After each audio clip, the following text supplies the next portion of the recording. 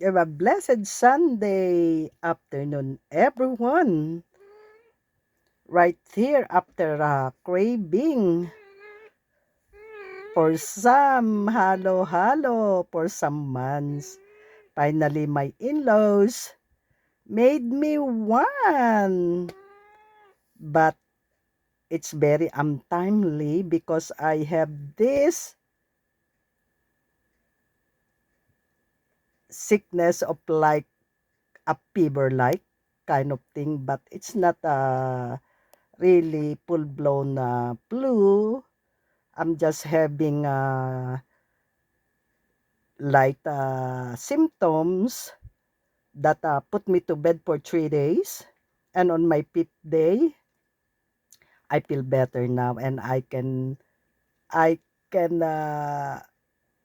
eat whatever I want. All right, I have this pakbet with halo-halo and the works. I got so much more by the table that my in-laws prepared for me.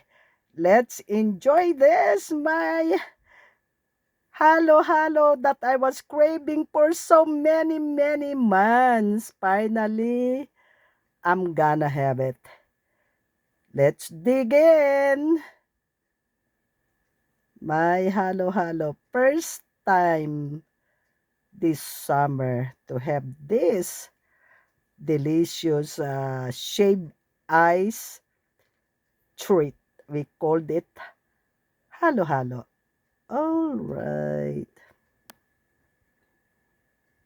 With some leche plan on top of it. And then there's my pakbet.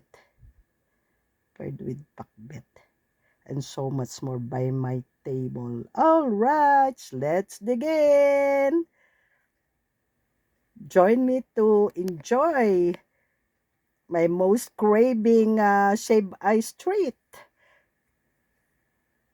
The halo-halo.